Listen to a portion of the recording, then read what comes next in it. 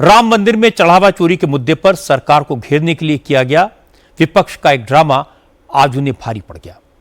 दरअसल चढ़ावा चोरी के मामले को हाईलाइट करने के लिए कांग्रेस समेत सभी प्रमुख विपक्षी पार्टियों ने आज संसद परिसर में एक स्टंट किया। पप्पू यादव साधु के वेश में आए, शरीर पर भगवा चोला, माथे पर चंदन का तिलक, एक हाथ में डोनेशन बॉक्स और दूसरे में रामलला की तस्वीर लेकर पप्पू यादव सभी विपक्षी सांसदों से चंदा मांग रहे थे। इस दौरान राहुल गांधी भी डोनेशन बॉक्स में पैसे डालने आए, लेकिन पप्पू यादव ने पैसे बॉक्स में डालने से पहले ही अपनी जेब में डाल लिए। ये देखते ही अयोध्या से समाजवादी पार्टी के सांसद अवधेश प्रसाद समेत कई एमपीज ने उन्हें पकड़ लिया। पप्पू यादव बिना देर किए अवधेश प्रसाद के चरणों में गिर गए, लेकिन समाजवादी पार्टी के सांसदों ने उन्हें छोड़ा नहीं। सारा ड्रामा काफी देर तक चला। ये लोग चढ़ावा चोरी करने वालों को फांसी देने की मांग करने लगे।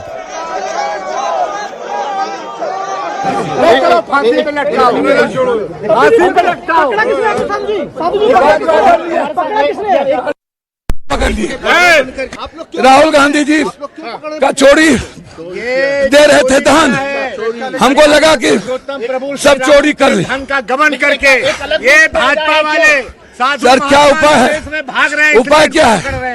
भगवान के साथ गद्दारी, पकड़ लिए हैं। भगवान के साथ चोरी, क्या रास्ता? उपाय क्या? यहाँ पर कई आगे जा रहे हैं, सब रख लिए, सब चोरी कर लिए। भाग रहे थे। राहुल गांधी जी हम लोग खाने नहीं देंगे, पैसा दे रहे थे अयोध्या में, सजा मिलेगी। सारे सांसद अयोध्याई धर लिए,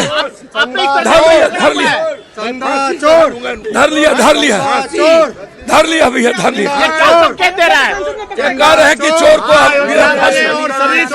बिना फांसी का नहीं छोड़ेंगे। इनको सभी समाजवादी सांसदों ने पकड़ लिया, धर लिया। चोर नहीं देंगे। ये पेटी छीन के लेके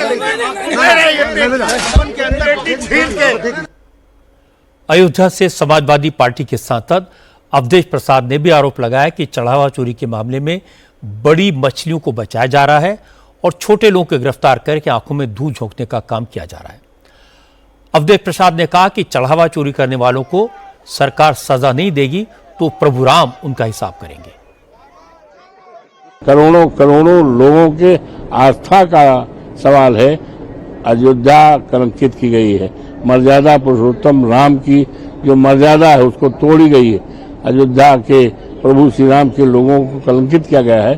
सारा राष्ट्र एक साथ है और हमारे नेता माननीय अखिलेश यादव जी ने खुलासा किया।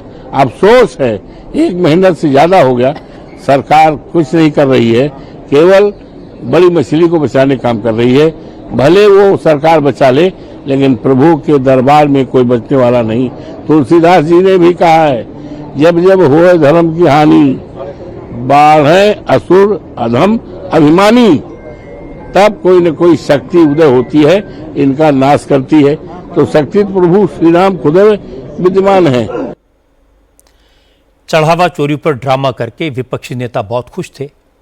हर जगह इस ड्रामे का वीडियो चल गया, तस्वीरें छप गई, लेकिन उनकी खुशी ज्यादा देर तक कायम नहीं रह पाई। बीजेपी के नेताओं ने इस मुद्दे को ऐसा टर्न दिया कि विपक्ष के नेताओं से जवाब देते नहीं बना।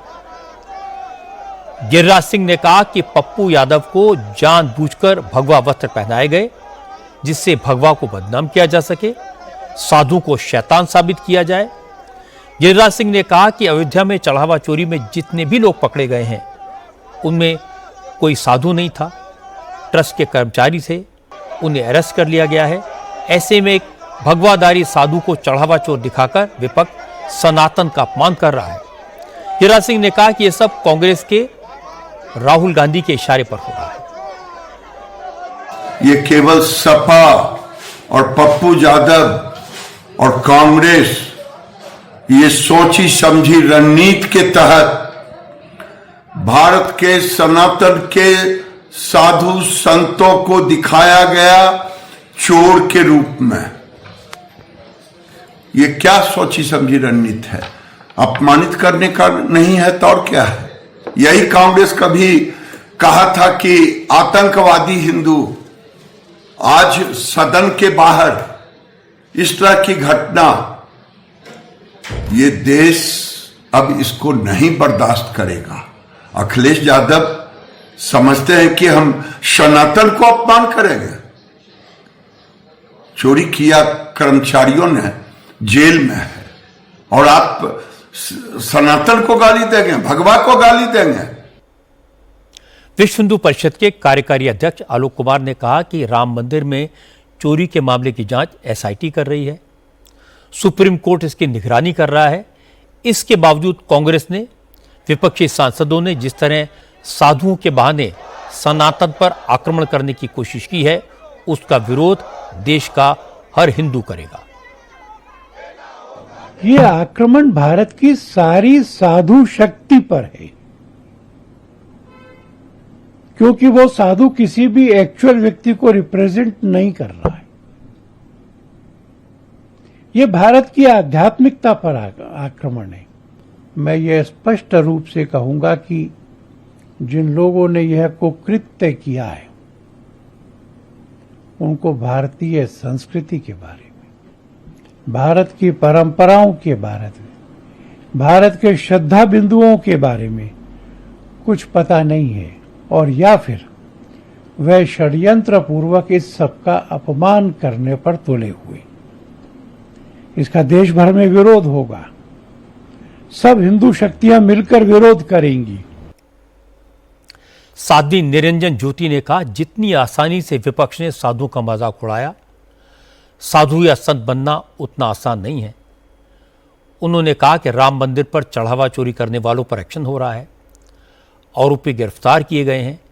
इसके बावजूद अगर साधुओं का, संतों का इस तरह अपमान किया जाएगा तो इसका मतलब यही है कि सनातन को बदनाम करने की साजिश हो रही है।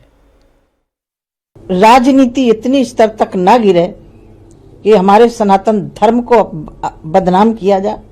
संत बनना सहज नहीं है। मैं 45 साल से इस संत हूँ, गुरुदेव से दीक्षित हूँ, विधिवत संन्यास लिया है, लेकिन लाल कपड़ा पहन के तो कालने में भी आया था, लाल कपड़ा पहन के रावण भी आया था। साधु का भेष बनाना और साधु बनना दोनों में धरती आसमान का फर्क है। मुझे लग रहा है यही किसी अन्य धर्म का भेष बना करके पार्लियामेंट में आते तो आज पूरे विश्व में तहलका मच जाता। पप्पू जी को मैं बहुत सम्मान करती थी, अपने बल पर वो चुनाव जीत के आते हैं, लेकिन कहीं ना कहीं या तो कांग्रेस को खुश करने के लिए या फिर प्रियंका गांधी और राहुल गांधी को खुश करने के लिए इस तरह की जो हरकत की है वो ठीक नहीं है। इस मामले में संत समाज के रिएक्शन भी मिले। अखिल भारतीय संत समिति के महासचिव स्वामी जितेंद्रानंद सरस्वती ने कहा कि पप्पू यादव जैसे क्रिमिनल बैकग्राउंड के नेता को साधु बनाना ही अपने आप में सनातन का अपमान करना है। उन्होंने भी भगवा के बदनाम करने वाले इस पूरे ड्रामे को राहुल गांधी का प्लान बताया। आज संसद परिसर का दुरुपयोग जिस प्रकार कांग्रेस, मल्लिकार्जुन खड़गे, राहुल गांधी और उनके प्रिय सांसद सजायाफ्ता अपराधी पप्पू यादव के द्वारा भगवा वस्त्रों में सनातन के अपमान के लिए किया गया। जहां तक राम मंदिर का प्रश्न है, अयोध्या के साधु संतों ने जवाब दे दिया, और जिन लोगों ने चोरी की, एसआईटी और सुप्रीम कोर्ट मिलकर के उसकी सजा तय करेंगी। परंतु इसकी आड़ में सनातन हिंदू धर्म, उनके साधु संतों के त्याग तपस्या को लांछित करने का प्रयास अखिल भारतीय संत समिति कतई बर्दाश्त नहीं करेगी। अखिल भारतीय संत समिति का यह मानना है कि संसद संविधान के अनुसार एक पवित्र परिसर है। इस पवित्र परिसर का उपयोग अगर राष्ट्र विरोधी, सनातन विरोधी और देश के बहुसंख्यक हिंदू समाज की भावनाओं को कुचलने के लिए, उनको अपमानित, लांछित करने के लिए पप्पू यादव जैसे अपराधियों के द्वारा किया जा रहा है, तो मैं महामहिम राष्ट्रपति महोदया और लोकसभा अध्यक्ष दोनों से यह मांग करूंगा कि ऐसे सांसदों की संसद सदस्यता बर्खास्त होनी चाहिए। पप्पू यादव और विपक्षी नेताओं ने चढ़ावा चोरी का यह सारा नाटक संसद की कार्रवाई शुरू होने से पहले किया था। खबर लोकसभा स्पीकर ओम बिरला तक भी पहुंच गई। सब कुछ संसद के परिसर में हुआ था।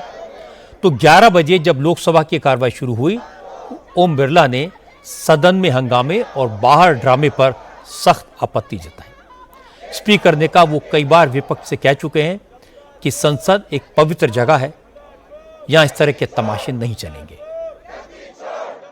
और मेरा आग्रह है, मैंने पूर्व में भी कहा था कि सदन के अंदर तख्तियां लेकर आकर बैनर लेकर आना ये संसद की परंपराओं और मर्यादाओं के अनुरूप नहीं है। और कुछ मान्य सदस्य तो वेश बदल बदल कर संसद में जिस तरीके से पहनकर आते हैं, मेरी उन मान्य सदस्यों को चेतावनी है। संसद या संसद के परिसर में मुझे कई मान्य सदस्यों ने मिलकर और लिखकर दिया है कि संसद भवन और संसद परिसर की पवित्रता बनी रहनी चाहिए, मर्यादा बनी रहनी चाहिए। लेकिन आपको जनता ने चुनकर भेजा है संसद में चर्चा संवाद के लिए, आप सदन की पवित्रता को समाप्त कर रहे हैं, उसकी गरिमा को समाप्त कर रहे हैं। मैं आपसे पुनः आग्रह करता हूं कि आप अपनी अपनी सीट पर विराजें। आज राहुल गांधी ने पप्पू यादव के स्टंट में शामिल होकर एक बार फिर साबित कर दिया कि दूसरों का मजाक उड़ाने में उन्हें कितना मजा आता है। पर इस बार के नाटक में किरदार बनना महंगा पड़ सकता है। पप्पू यादव ने तो जो ड्रामा रील बनाने के लिए किया था, उन्होंने देखा था कि समाजवादी पार्टी के नेता जब संसद परिसर में चंदा चोरी का ड्रामा करते हैं तो उन्हें काफ़ी फुटेज मिलती है। डिम्पल यादव की रील्स काफ़ी वायरल हुई हैं, तो पप्पू यादव ने पूरी फिल्म ही बना दी। लेकिन रील्स के चक्कर में उन्होंने पूरे संत समाज को नाराज कर दिया। राम मंदिर के दान पात्र से मिली राशि की काउंटिंग में कोई साधु संत इन्वॉल्व नहीं थे। जितने भी लोग पकड़े गए हैं उनमें कोई भगवाधारी संत नहीं है। पप्पू यादव ने जिस तरह सनातन का अपमान किया, जिस अंदाज में साधु संतों का मजाक उड़ाया, उनके लिए बचना काफी मुश्किल होगा।